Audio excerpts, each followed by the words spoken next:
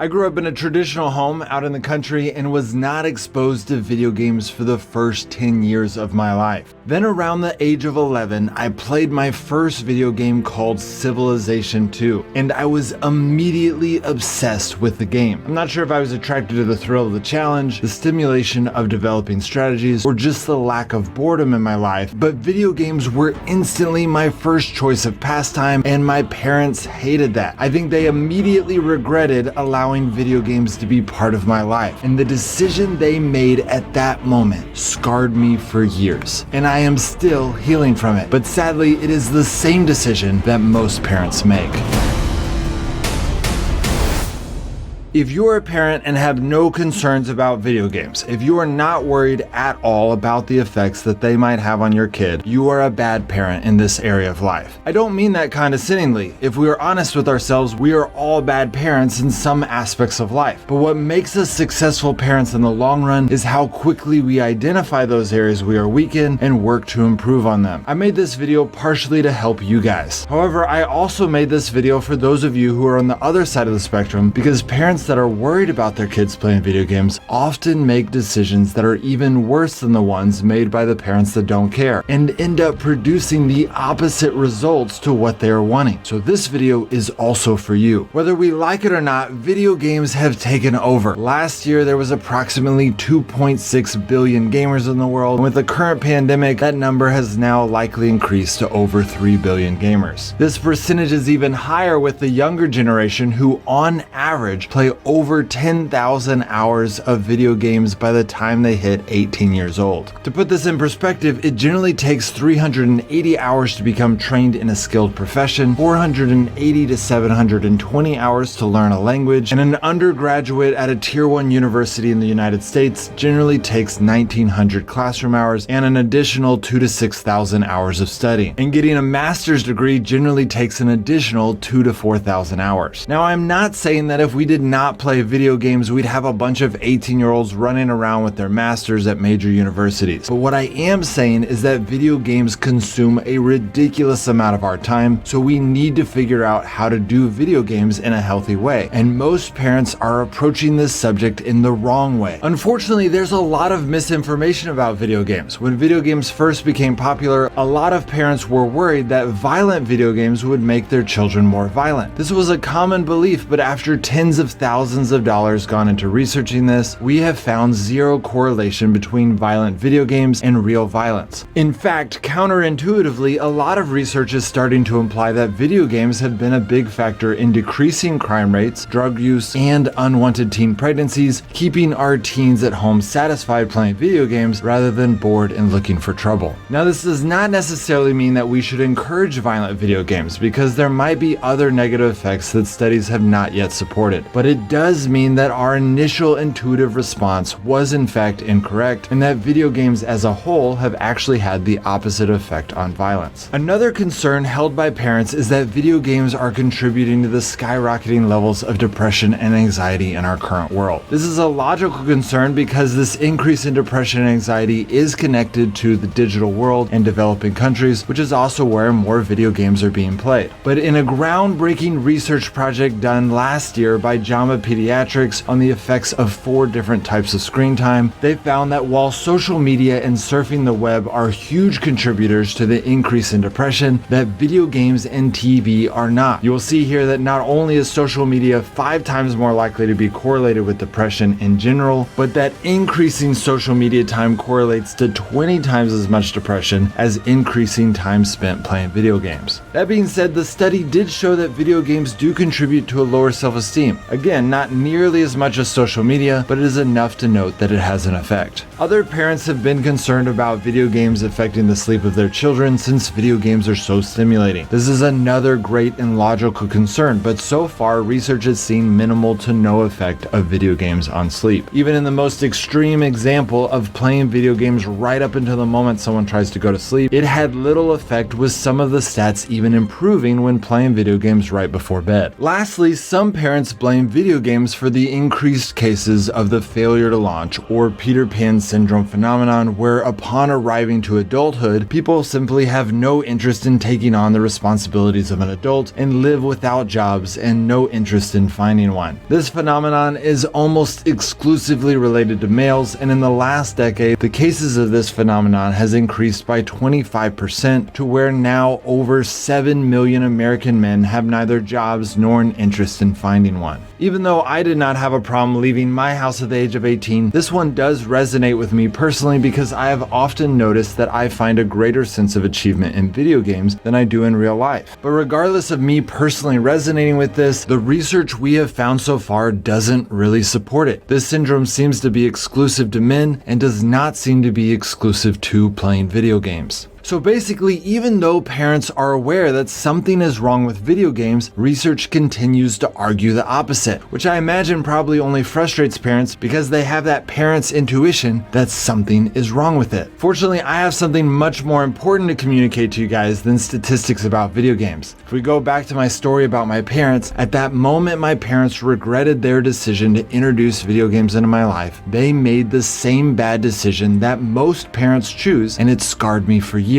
Just like many of you are scarring your kids without knowing it. You see, when my parents realized they didn't like video games, they didn't choose to take video games back out of the house. They still allowed me to play them. They put limits on them, they warned me against addiction, they punished me for breaking their rules, and everything else that good parents normally do. But just like many things in life, only instructing someone on what not to do can often distract us from what we should be doing. And just to clarify, I have really great parents. They made a lot of amazing decisions that have affected my life in positive ways. But since they had never played video games when they were kids, they were not great in this area because we got so focused on how to avoid playing video games in an unhealthy way that we never thought about how to implement video games into our lives in a way that improves our life. We just hoped that that would come naturally, and while some of it does come naturally, I would argue that most of it does not, or at least not nearly as quickly as it should. Furthermore, while all of the rules that my parents set up were great in theory, and I still use many of them, I realize now that those rules by themselves subtly and subconsciously communicated that video games were inherently bad. My parents didn't say that they were bad, and they kept letting me play them. But if you think about it, rules by themselves intrinsically lead to punishing your kids when they play too many video games and praising them when they refrain from playing video games, which again subtly and subconsciously communicates that video games are inherently bad. So not only were their rules distracting me from pursuing healthier habits, they were also subtly telling me that video games were inherently bad. Which, if something is bad and we keep doing it, we don't usually try to pursue the healthiest way to do that thing because we already think we're doing something bad. I, of course, could not have voiced all of that when I was a kid, but I have learned a lot in the last 23 years of gaming. When I first got to college and I was finally free and on my own, my parents' limitations immediately went out of the window, and I played so many video games that I eventually started doing bad in school and ended that semester with a 2.4 GPA. In some ways, this semester was good for me because it was the first time in my life that I experienced all of the negative repercussions of giving into video game addiction. My parents' rules had protected me from the full weight of those consequences, so I had never experienced all of those negative repercussions. But it was still mostly a bad experience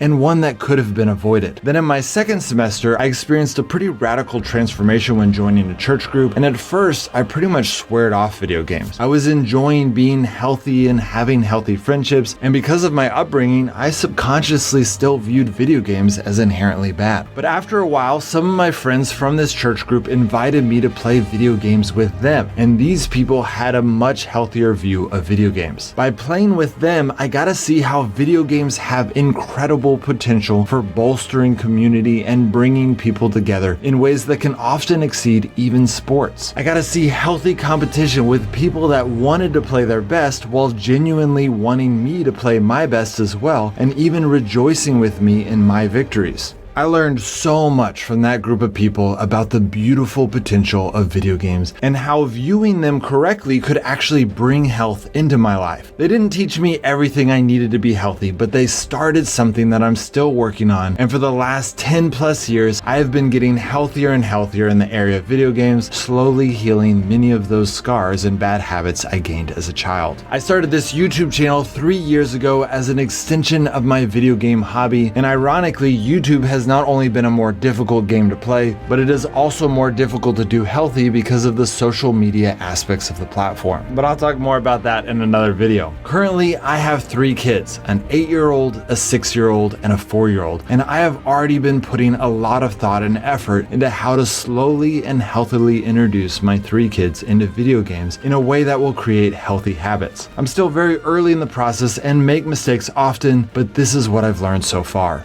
Step 1. Avoid introducing your kids to video games too early. I tried to keep my kids from playing video games for as long as I could because I knew that once I introduced them to video games, it would be a central focus to what they wanted to do. So I wanted them to first have several years of learning how to have fun outside or with real toys. Sadly, in my kids' world, I was not able to go as long as my parents were able to go for me. Sometime around last year, my 7-year-old told me that one of his friends showed me how to play a game on his friend's iPad. And it was at this point that I called an audible and decided that it was time to introduce my kids to video games. This is because I didn't want my kid to learn how to play a video game from another 7-year-old, as I'm skeptical that that 7-year-old will have the health of my child as his main focus. Rather, as their parent, I am the most likely to balance the fun that I'm having while playing with my interest in them learning how to play video games with healthy habits. Step 2.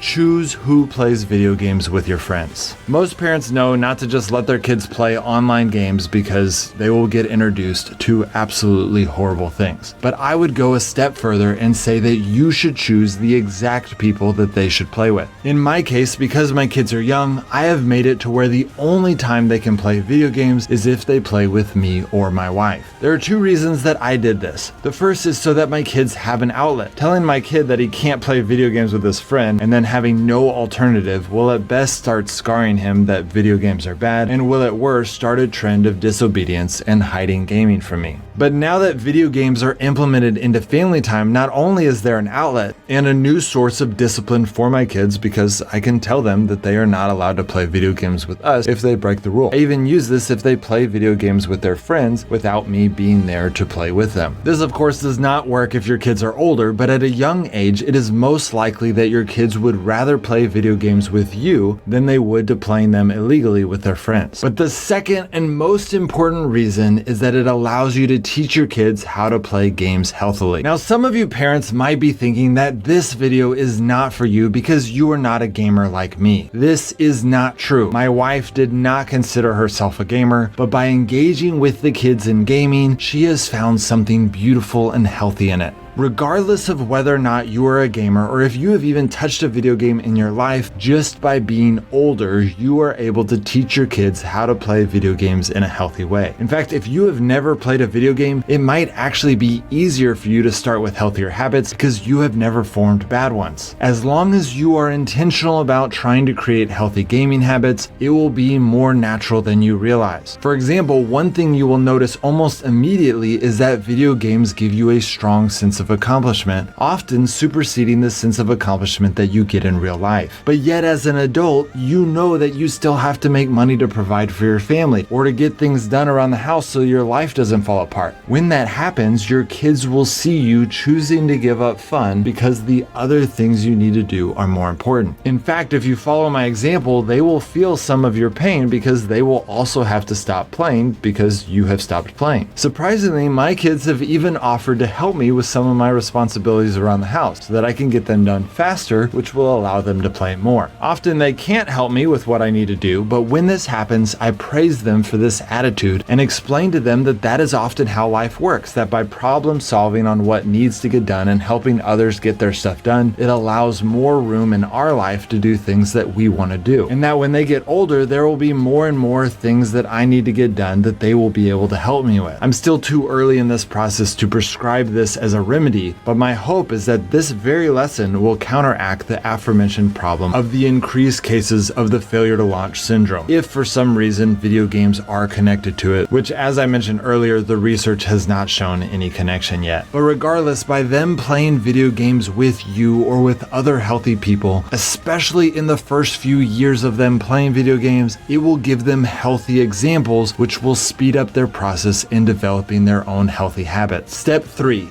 Pick the right game. The first trick to developing healthy habits is picking the right game. The absolute best game for a family, and my first recommendation, is playing Minecraft together. Minecraft is the ultimate family game because it allows everyone to go at their own pace while still interacting with each other. One family member can mine resources while another one works on the house, while yet another one explores. All of these interactions affect each other, which creates quite the bonding experience. And then after you guys have played for a while and know what you're doing, there are some really fun challenges that when my family did it, like killing the Ender Dragon, it created incredible bonding experiences that my kids still talk about months and months later. That being said, Minecraft is especially nice for my family because we are able to play on split screen on the Xbox, and because the Xbox has been our preferred platform, many of the other games we have used are also for the Xbox. So I did a little bit of research, and here's some of the family games for other platforms. This channel is an informative channel, so if this video does well, I will do the research to give more in-depth information on what games would be best for families on each platform in a playlist here. Step 4.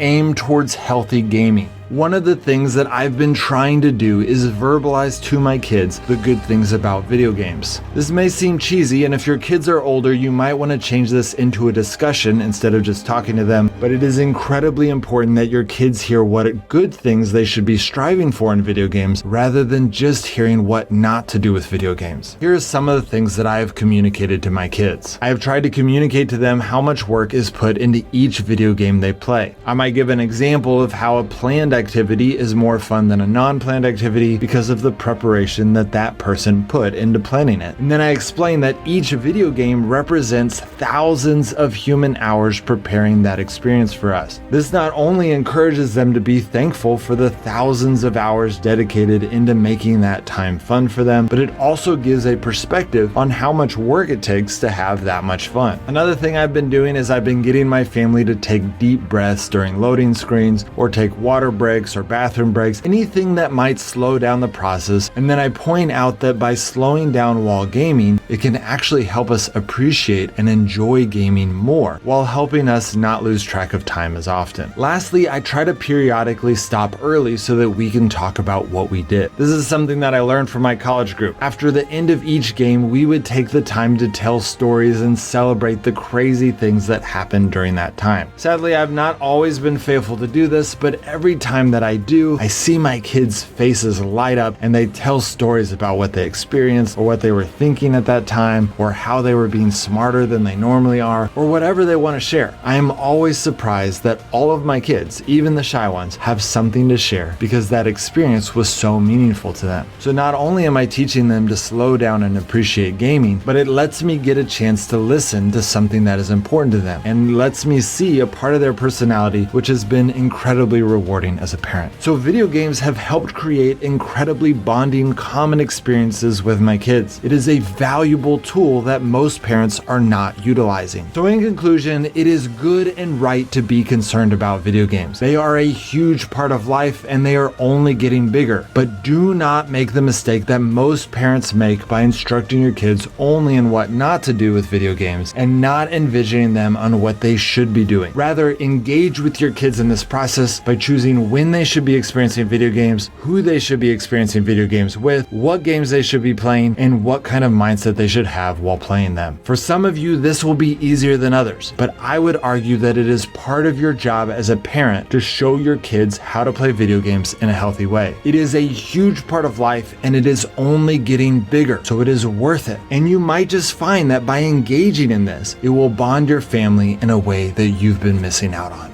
All right, guys, see you next time.